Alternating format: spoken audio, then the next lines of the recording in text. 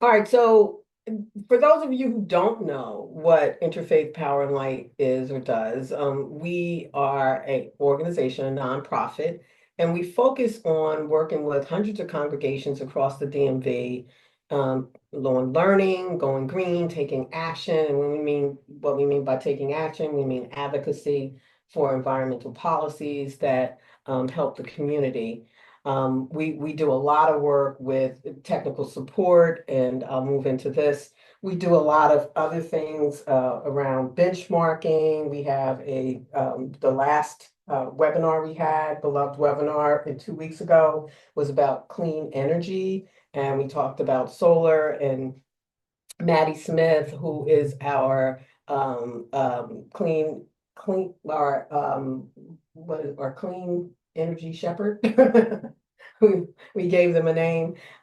They handle all the technical aspects of congregations in terms of solar, energy efficiency, benchmarking, all of that. We assist congregations with those types of things on clean energy. We also work on advocacy for various environmental legislation, and we make sure that equity and justice is included in those pieces of legislation as far as we can push that. And we advocate on turning away from burning or turning away from using fossil fuel and electrification. Those are our principal things that we do. We do other things too, but those are overarching. And Beloved DMV Environmental Justice Collective is a subgroup underneath Interfaith Power and Light. So we focus in Beloved DMV on the Black church. So this particular initiative, this collective, is just a group. It's a group of us, a group of Black church faith leaders who are just sharing information. We have a website. You can go on the website. There's information about resources.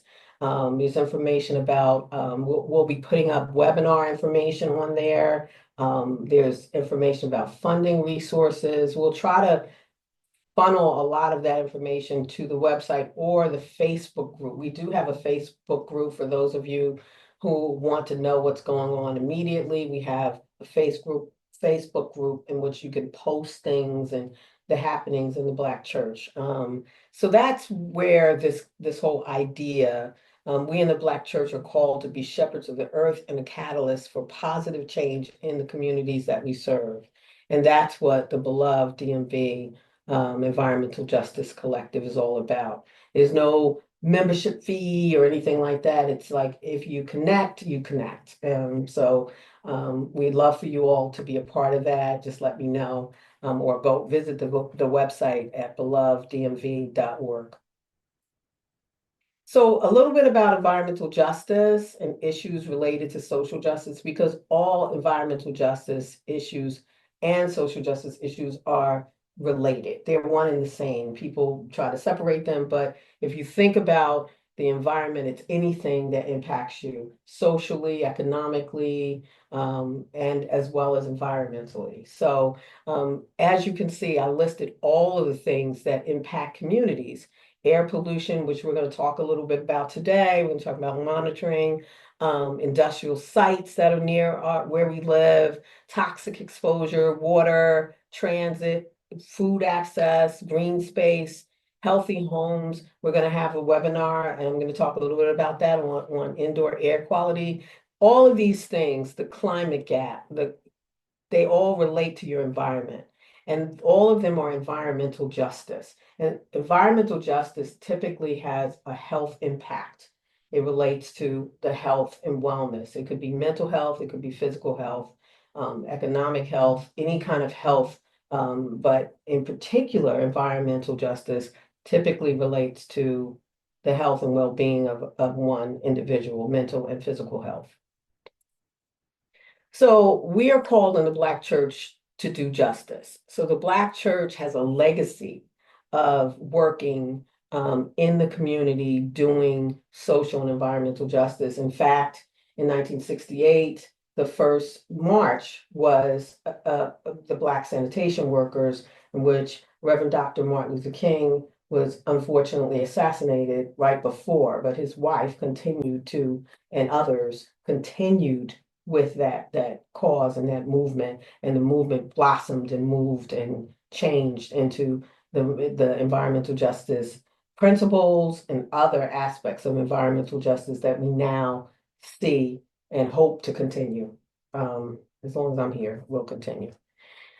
So also, the Black church, people look to the Black church for support. As you know, right now, what we're going through right now, who's stepping up? The churches are stepping up for SNAP and for food and for people who have all kinds of other issues. I know in my church, we're stepping up in terms of giving and what we're doing, not just of course, there's food, but people need clothes, people need other things as well. So churches typically were the ones that stepped up, and that's how it's always been. So we need to do more of that and continue to do that. And the church is a seat of untapped community power with legislators. When they see a faith leader come before them, their ears perk up, they listen. And some of the legislators are reverends, by the way. So, it really does relate to them as well. So we, at the Black church, need to be examples in sustainable practices, clean energy. So when you see solar on your church, you might think about, oh, should I consider it for my house? Or when I see energy efficiency being displayed, energy lighting and other things, you think about that, or you think about a solar generator. Things, sustainable practices, also indoor air quality, other things. When we do stuff in the church, a lot of people look at that as an example of what should be done at home, because the church is, we call it the church home, or it is your sanctuary. So is your home. So it's our responsibility to care for God's earth and God's creation. So that was my little spiel on that. So now I'm going to introduce our main speaker today, Dr. Vivek let me say it right. You got this. What'd you say? It's Ravichandran. Ravichandran. And, Yep, you got it. Vivek, I have practiced all afternoon so that I can say it right. Ravichandran. You got it. So, thank you. But I want to introduce you properly, and I'm going to stop sharing. So it's very important that we understand what we are looking at when we look at data. So what Dr. Vivek does is he is the Director of Research and Policy at the Center for Engagement, Environmental Justice, Health, Empowering Communities, or better known as CEEJH, and a trained air quality scientist.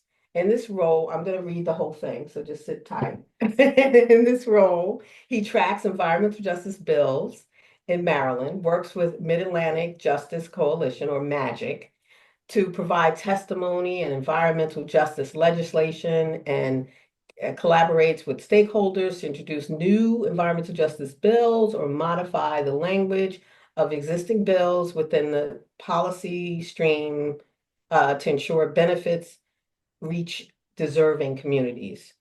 So Dr. Vivek also has developed an EJ score, a scorecard series to track Maryland state agency and legislators that we want to see over time on their commitment to environmental justice. Furthermore, Vivek co-manages hyper-local air quality monitoring projects with community-based organizations, or CBOs, representing environmentally impacted regions throughout the Mid-Atlantic region. From a quality assurance perspective, Dr. Vivek ensures that the precision and accuracy of low-cost, real-time air monitors throughout or through ongoing rigorous co-location processing. This really sounds like a doctor involving references. I'm sorry. Should But have made it shorter. I'm sorry. yeah, well, you know what? You do so much, but let me just wrap this up with Dr. Vivek received his PhD in environmental health from University of Maryland School of Public Health in 2024, his master's of public health degree in environmental health from Emory University, and a bachelor's degree, Bachelor of Science in Public Health from University of Maryland. So you got to understand, we are blessed to have this man come here and talk to us because we have got an expert. So I bragged all over you. You're So, making me smile too much from ear to ear. But thank you, Miss Robin, for the wonderful introduction, and thank you everybody for being here today. It's great to see such a great turnout. So if it's okay, I'll just go ahead and share my screen. yeah, you should have. Okay. And just let me know if folks can see the screen. Yes. Perfect. So, as Ms. Robin mentioned, I'm the Director of Research and Policy at CEEJH Inc. So, one of our primary objectives is to co-develop hyperlocal air quality monitoring networks. We work with community-based organizations. And so this presentation will be based off findings from the Data Justice Collaborative, which is a collaborative network amongst churches in the DMV or DC, Maryland, Virginia area. So I want to start by just explaining a little bit about CEEJH. So we already got the acronyms down, but it was founded as a lab at the University of Maryland back in 2011, and recently relaunched as a center on its 10th year anniversary. And the primary mission of CEEJH, again founded by Dr. Jacoby Wilson, whose wonderful portrait is shown here, is to grow justice from grassroots science, to empower communities and provide liberation science, liberating communities from pollutant entities that put profits over people. And ultimately, we want to help fence line communities address any environmental justice, but also climate justice and energy justice issues that might plague their neighborhoods. So for this specific workshop slash presentation, I want to keep it relatively interactive. So if folks have any questions, feel free to put them in the chat or interrupt me if I'm speaking too fast or there's any information that might be a little foreign to you. But we're going to start by discussing how we currently monitor the air. So what's the baseline? What's the standard that we see, not just in Maryland, DC, Virginia, but across the United States? And then we're going to talk about this need for hyperlocal, low-cost air monitoring. How can we take science into our own hands? How can we empower residents to be community scientists and really emphasize that you don't need a PhD or a degree to contribute to science. You just need the right sort of training, the workshop materials, and be able to build capacity and leverage that against these pollutant facilities. And then we're going to talk about the Data Justice Collaborative, how it was formed, who the main partners are, and then we're going to talk about some results from well over 1 year of data that's been coming in.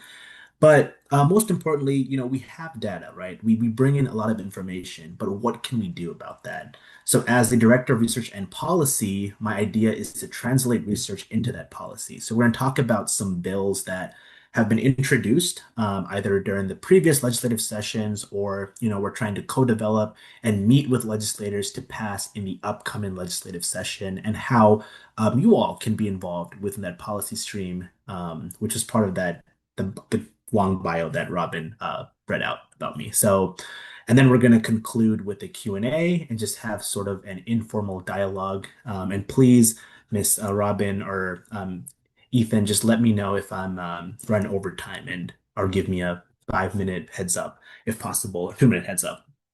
So let's start with regulatory monitors. So, under the authority of the Clean Air Act, the Environmental Protection Agency has been tasked, its responsibility is to ensure that we have clean air. And it does so by regulating 6 criteria air pollutants as shown on the screen to the right. You have particulate matter, lead, nitrogen dioxide, NOx, which are indicators of traffic, carbon monoxide, sulfur dioxide, and ground level ozone, which have been linked to various emerging industries such as data centers. Now, in order to measure these pollutants, the EPA uses very expensive, bulky sensors that meet rigorous quality assurance protocols. And so, using this network of sensors that the EPA currently has, the EPA then converts concentrations into an air quality index or AQI score. And you can think of the AQI as a yardstick that runs from 0 to 500. The higher the value, the more polluted your air is. Now, if you look at this chart, when you look at a traffic light, right? Green means you can go. Green is good. Yellow means be cautious because these levels are within EPA standards, so they meet the requirements.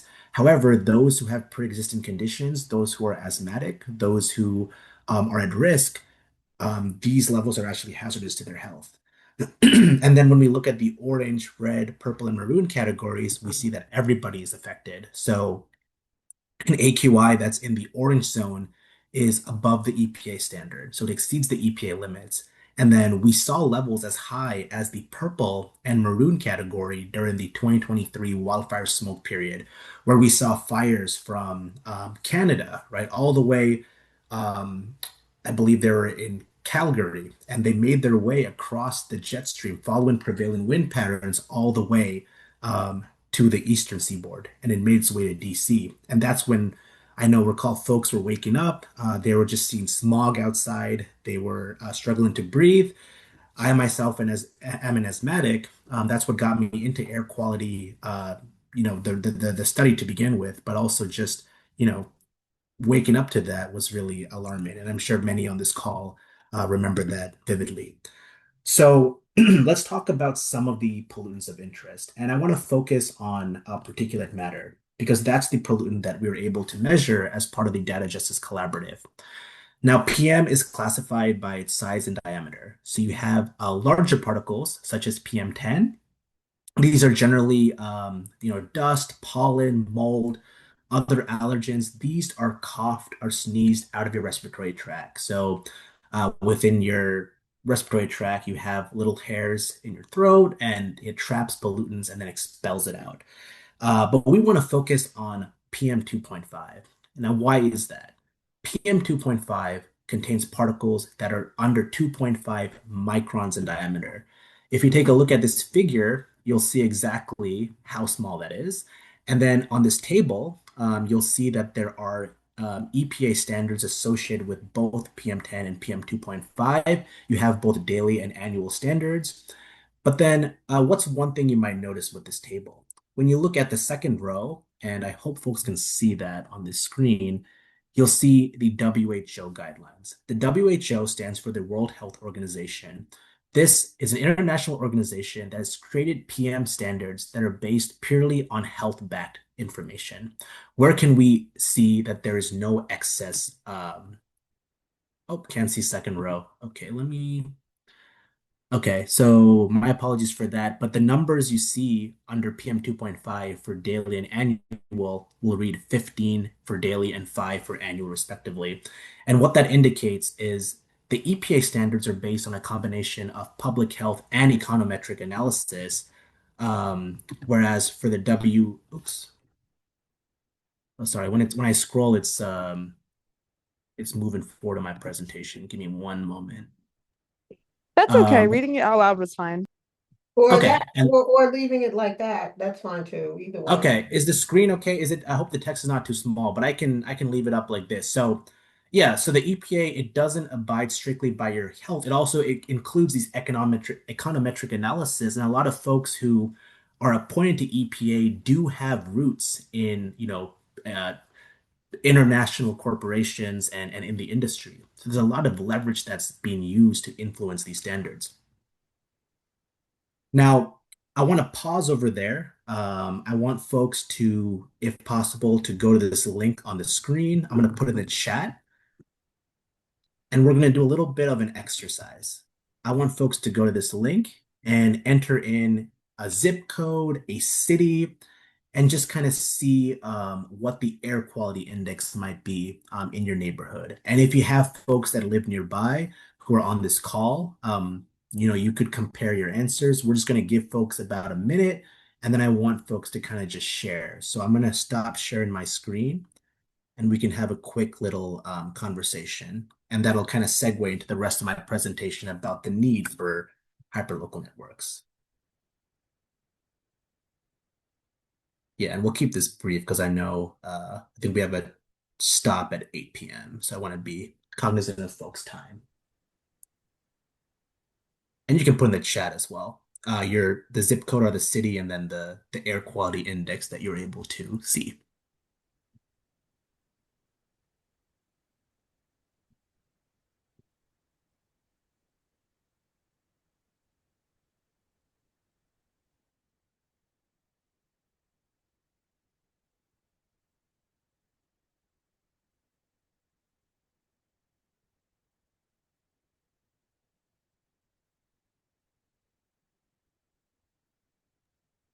I'm seeing some readings in the chat. So, I see Gettysburg, Maryland. That's actually my zip code where my family lives. So it's good to see that the air quality index is good. 24. I see 24 in Baltimore. I see 24 in Bowie. I see 30. Is that a DC area code? Marta Cruz, is that DC? Okay.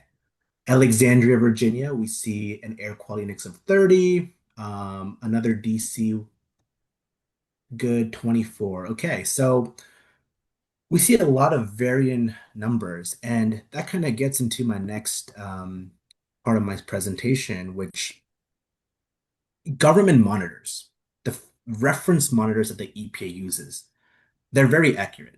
They can't deny that. However, they're located far and in between. Oftentimes, they can be located 5 to 10 miles away from environmentally burdened communities. Different states have different processes in which they determine where to place sensors. They could be looking for urban versus rural, traffic versus no traffic, but oftentimes they're not looking at environmental justice or overburdened communities. They're not using the right methodology. And this is problematic because at the city block resolution, studies have shown that, from one part of the city to the other, the air quality could differ by up to 400% for pollutants like particulate matter, like black carbon, like NOx, like ozone. So frankly put, we can't rely on government measurements to showcase our air pollution realities. So I saw all of these readings in the chat, but we need to determine how far away the nearest monitor is, and can you rely on that information to be a true representation of your air quality exposure? So we've identified a key problem in the federal network, in the state networks. So what's a solution to this? So I present to you low-cost sensors.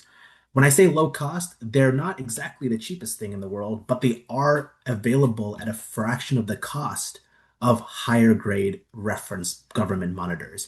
We're talking $300 compared to $20,000, $30,000 for the government equivalent.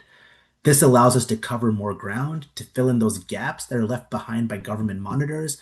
And these sensors come with calibration technology so they can serve as proxy measures for government monitors. They have up to 85 to 90% accuracy when compared to these government monitors.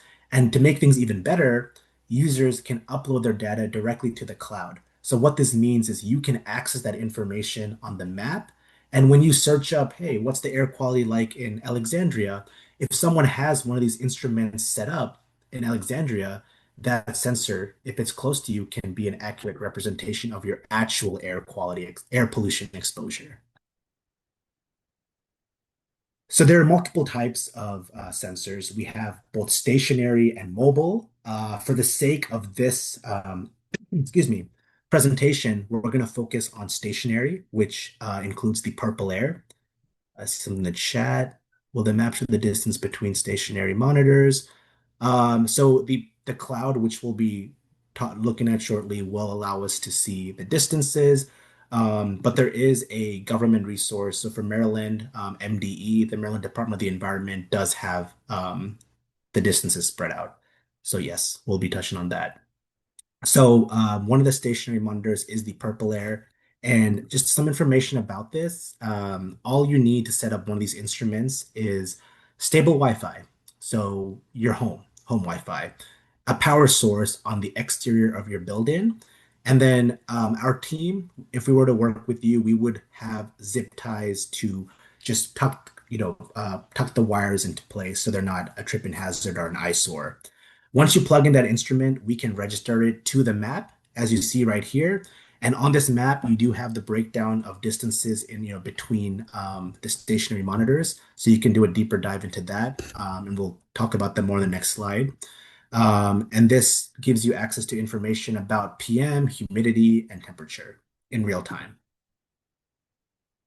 So I'm going to go ahead and if folks want to just scan this QR code, it'll walk you through the process of actually registering the device if you want to have that information at your disposal.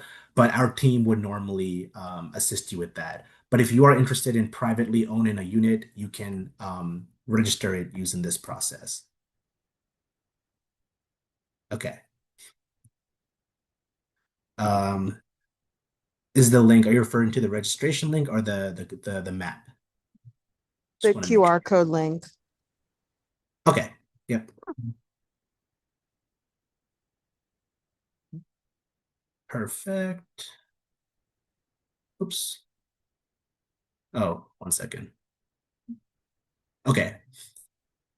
So the link is in the chat and the QR code is up. And Miss Robin, I think you'll send out the slides after the presentation so folks can go back and also scan it if needed. Yes. So let's talk about the general process. Okay, we sure will. Perfect. Okay. So let's say you purchase a sensor, right? One of these PurpleAirs for $300. So you get the box in the mail 2 days later. You open it up. Before you go ahead and place it at your residence, we partake in this process known as co-location. This is an EPA-approved process for low-cost sensor networks where we basically get permission to access a federal reference monitoring station. So the closest one to the University of Maryland, where I was affiliated with, is in Beltsville, Maryland, which is about 6 miles away from me. So I go and access that site, and there's 24 government monitoring stations scattered across Maryland. Goes to show just how sporadic it really is. Not enough to cover the whole state, but you have 24 stations. And I believe around Baltimore, you have a couple as well. You have Essex and a couple others in the surrounding area. So we placed this PurpleAir alongside these government monitors for 2 weeks. We plug it in, we let it sit. We come back 2 weeks later, we look at the data and we check for accuracy. So we have our own correlation analysis. Basically, we just make sure that the sensors are indeed accurate before we redeploy them to the community. Once we do that, we then redeploy them. We have a point of contact at each residence or each church, and we make sure that we mount the sensor away from any other sources of air pollution, like barbecues, away from direct sunlight. And then we just make sure we tuck the wires away so that it's not a tripping hazard or anything. And over here, again, the QR code is here, and I can also drop the link in the chat. We have the PurpleAir CrowdMap. So when I go ahead and click on this, I'll drop this in the chat for folks as well. Let me see. Okay, I think that might have worked. I hope it hopefully didn't open up something else. It says raw PM. Okay, perfect, perfect. So folks can kind of see the map, right? If they're able to click on the link.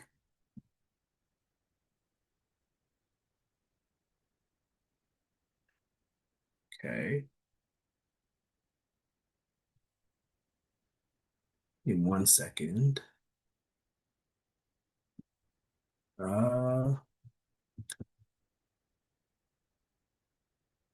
Okay, I see in the chat. I live in Seattle and rely heavily on PurpleAir map. Okay, so that's interesting. So I wonder if there are any reference monitors in Seattle or if the state of Washington has their own network. That's really good to know. So here we go. Now we're in business. So if we just kind of zoom in on the DMV area, you'll be able to see the individual color-coded circles. And if you were to click on any of them, so let's just click on a given circle, you'll see that you have the name of the unit. So if you scroll down a little bit on oh, This thing is not letting me kind of scroll. I don't know. No. Okay, let me go that way. Okay, there there we we go. go. Okay. So the sensor name for this one is just HS, but these are publicly uploaded sensors. So someone uploaded this, registered this, they plugged in their unit, they registered it using the link that's in the chat previously, and now it's streaming to the map. It's called HS. If you click on another circle, you'll be able to see, another name. So Miss Robin is wonderfully doing that for me. This one is Hemingway Memorial AME. Oh, So this is yeah. one of the AME churches that CEEJH helped set up. So you can see that we're seeing 10-minute averages on this chart. And if you click on the settings icon, Miss Robin, on the Uh, top left of this chart that you see, this right one? there. Okay. Yes. And you can just click on where it says data layer. And here. Yep. And then if we scroll all the way down to where it says raw PM 2.5, oh, Wait, did I I think it miss went it? There it is. under air quality, raw PM 2.5. This one. Yep. And then where it says apply conversion, say yes. So what this does is it provides the calibration for the PurpleAir, so it's as accurate as the government monitor. So US EPA. Yep. Okay. Third one. Yep. Okay. I'm trying to, my cursor didn't want to move. Okay, Oh there you no, you're good. And Okay. then so this gives us 10-minute averages, right? But what if you want to look at hourly averages or even 2-minute averages? You can adjust the average in period for real time. You can get data every 2 minutes. So you're able to see the data right now. What is it right now in real time? And the map should update based on that. Okay. And you see this for all the sensors. And now if you were to just click X and then click on the circle once more, Three. any of them, yeah, just as an example. So if you're able to click on the chart again, so just well, I wish I could, yeah, right there, the three, yeah, those three, that hamburger sign, I think is what's called the top right of the chart. Three. Right, under Uh, the X of the I, chart. okay, here. That, yes, Oh, 3 bars. three Okay. bars, You yes, said yes, that's the hamburger. new term, So hamburger. Okay. So you can download this figure, or you can go to download CSV. This CSV. Oh no, the that one too. That's a picture of the chart, but you can click on it again, the three bars, and folks can probably try this in real time too while they're following or on the link. Download CSV. This gives us a data set, and you can just open it up on your own time. Miss Robert, you don't have to, but if for the oh, sake of the wait. exercise, I guess we'll do it Wait. because my map's not Listen, I'm cooperating, but following apparently directions here. this is great. Hit convert, hit convert, yeah. Full screen. So Okay. what you'll see, I want to explain this as clear as I can. So yeah, you can double click. Yeah, there we go. You have data every 2 minutes here. This is over a 3-day period of time, but we can pull data, even beyond that. We have scripts for that. So you'll see that there are two columns. Now, why do we have two columns? That's because every PurpleAir monitor has two chambers inside the unit. So basically, you have two sensors in one. Now, folks on the call, why might you have two different readings? Like, what's one reason we might have that? Um, no wrong answers. Maybe if there's a mobile monitor station and a stationary one. Okay. So redundancy, yes, yes. So what if one chamber, for some reason, what if there's like a weather event and one of the chambers breaks? How can you instead of replacing the whole unit, each sensor has two, so if one goes bad, you can rely on the other one. And that's what we're seeing. And we're going to talk about this with the Data Justice Collaborative. And I'm going to try to speed up because I know folks, it's getting late and I want to make sure I stay within time. sometimes we saw with the church network where one sensor would go bad. Rather than panic, we were able to pull data from the other one and keep the momentum rolling. So thank you, Miss Robin, for sharing your screen. I really appreciate you. And now we're going to go back to the data and go over some of the data really quickly. But I hope this was a very useful part of folks' time, just being able to see the map, understand how the circles work and how to pull the data. So the Data Justice Collaborative was formed in 2022 when CEEJH developed a memorandum of understanding, which was then shared with faith-based organizations, including UCC, AME, and others. In 2023, after the MOU was signed, we delivered workshops to the different groups on air quality, data collection, how we can utilize this data for policy change. On the right, you can see a photo of myself and my former colleague, Mr. Clay Thompson, delivering a presentation, a workshop at our recent Environmental Justice Symposium. We then partook in installations from 2023 onwards and have begun a data analysis process from 2024 onwards. And this right here is officially, right, Ms. Robin, officially our first report back session of our data. So I'm really excited to present 1 year's worth of findings for this Justice Collaborative. So again, we co-locate the sensors. This is me, proof of me, in the field, co-locating the units to make sure that they are indeed accurate, right? This is just full transparency. We did that process.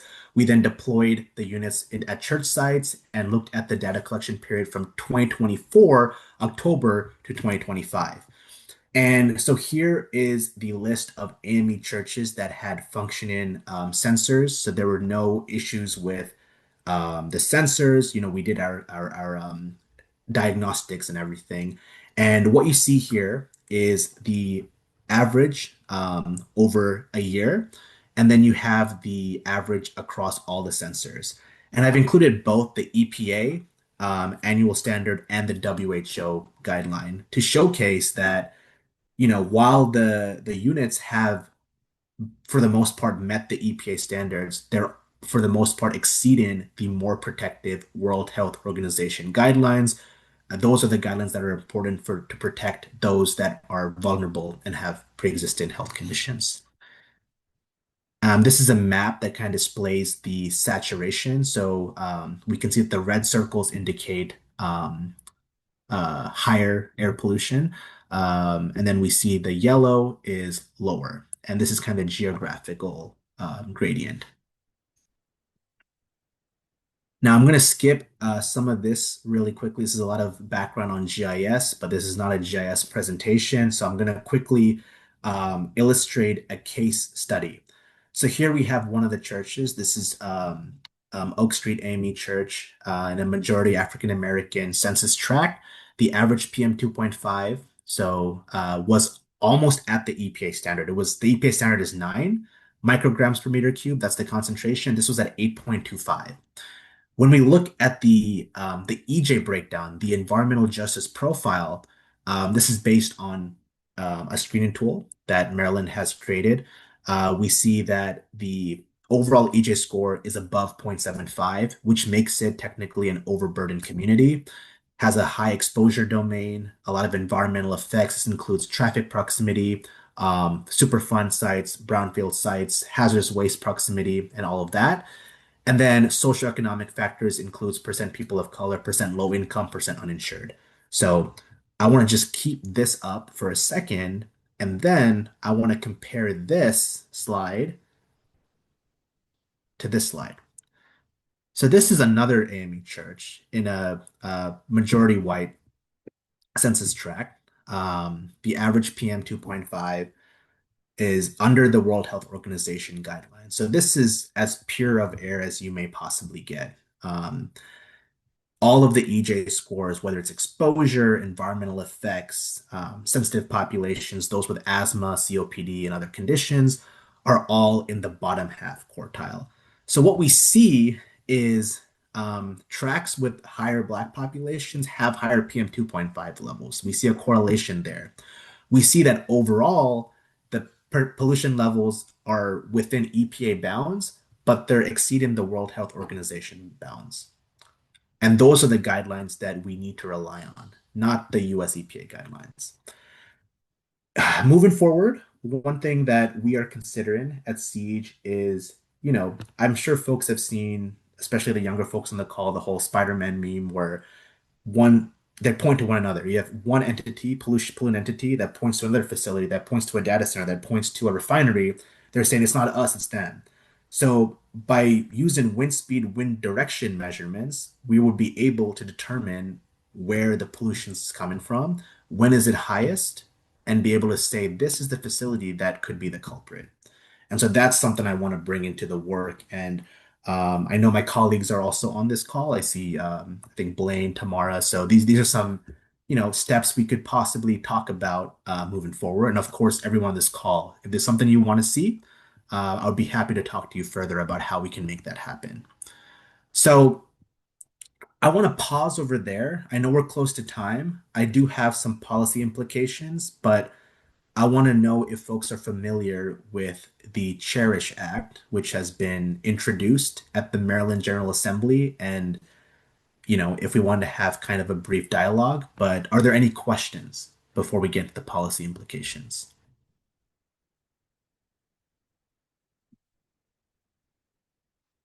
No questions? I just had one quick question. So Yes.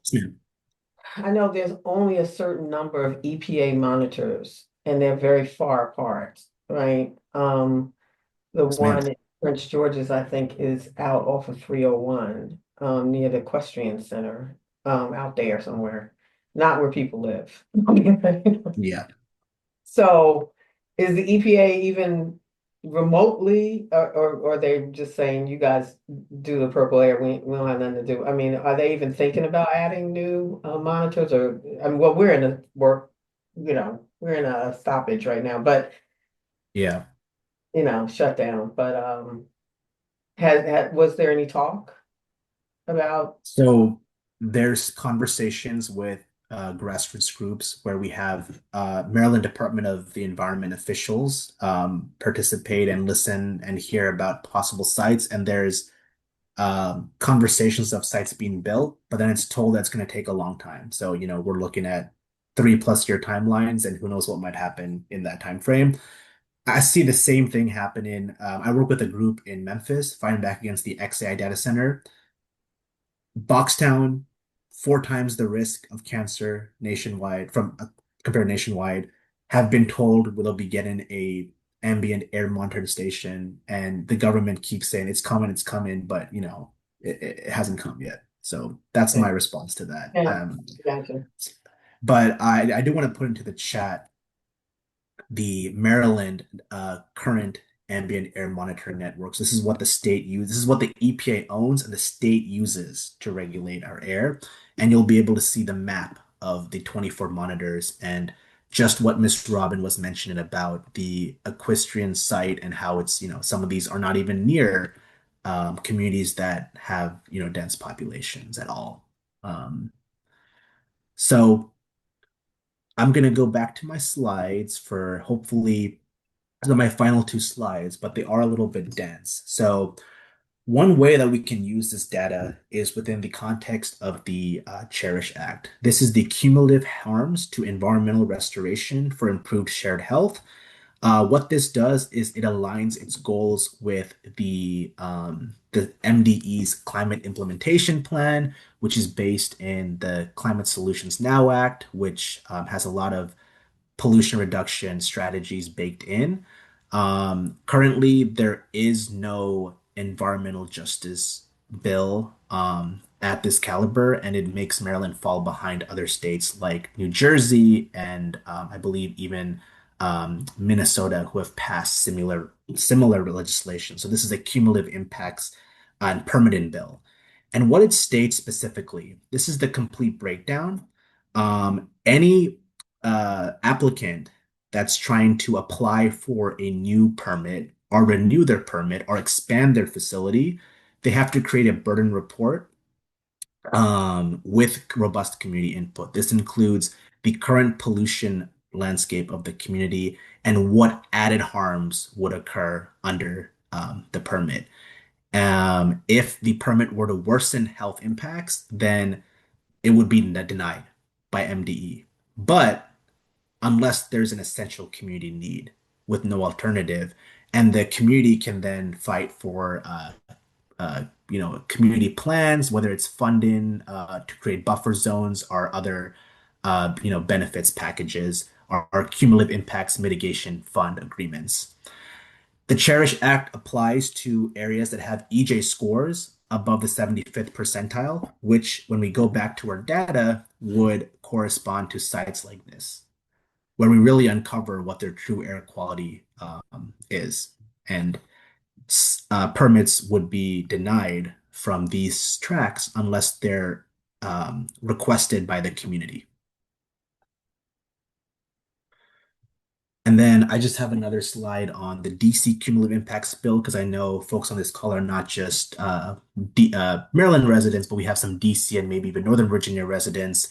We are working with Empower DC. So Miss Pariza with Empower DC, Anthony David, who's the EJ organizer, and we're trying to um, initiate language for a DC cumulative impacts bill that would, make the invisible communities more visible, assess cumulative burdens, and, have a say in the permit process as well, on the same magnitude that we're seeing with Maryland and the Cherish Act. So these are just some, approaches, and I know I'm short on time, so I didn't have time to kind of dive too deeply, but I do have my email address right here. So if there are any additional questions, follow-up actions that you'd like to see, I'm more than happy to have that conversation. So I'm going to go ahead and stop sharing and hand it back to Miss Robin. Oh, I think you're muted, I Miss Robin. am muted. Okay. There I go. There I go. Thank you. Thank you so much for all this information. There are so many ways we can use this data. We haven't thus far used it in the ways in which we can use it. We in the faith community, we have real estate, so we can put these on our properties.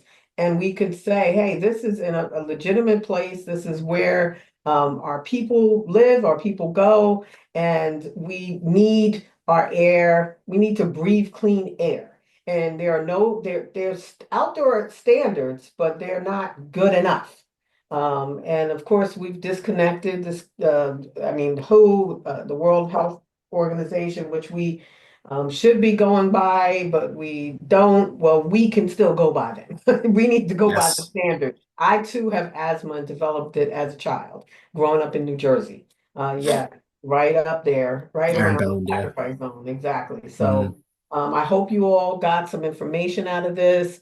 Before you all skedaddle, and a few of you already have, I did want to share some information about our next sessions, but I want to thank you, Dr. Vivek, just for giving us this wonderful news. I'll probably tap on you again. Oh, 'Cause for sure, yeah. yes, but I'm going to share this presentation with all those who registered and with you all as well. So please, thank you so much. I want to give you a hand clap. There's people clapping you in the chat. But I want to share a few things before you all leave. Let me just share this screen if you would. I am going to just go ahead and share it this way. It's easier. So we have upcoming webinars. I'm hoping this will share if you guys can see. Can you see it? Yep. Good. Okay. So we have some upcoming webinars. We're going to talk about indoor air quality. And we're doing a lot of stuff at Interfaith Power Lights, doing a lot of stuff with other partners around measuring indoor air quality, which there are no standards, no EPA standards. So we have to kind of measure and then tell what we need and what we want. We're also going to talk about data centers. They're coming and they are here pretty much. In Virginia, Virginia is well known for it. Maryland is up next. So we're going to talk about that. We're also going to have a webinar on growing food and native plants. Those things are coming. I want you to keep up with us with these webinars. I'm just trying to keep you posted. This is my information. This is Maddie Smith, who did the last webinar. I sent it out to some folks, really great stuff on clean energy. And also Ethan, who works closely with me on this whole thing. So I wanted to share our information. And for those of you who are Christian, this is from the Bible. For as the body without the spirit is dead, so faith without works is dead also. So we have to do this work. This is our work to do. Thank you sincerely from future generations, as well as us now too. But I want to thank you all for coming, and please, when I share this out to you all, feel free to share it with others so that we can start building this momentum, because we need information. Knowledge is power. So thank you all for coming, and have a blessed evening. And I want to thank our guests again for speaking. Thank you all.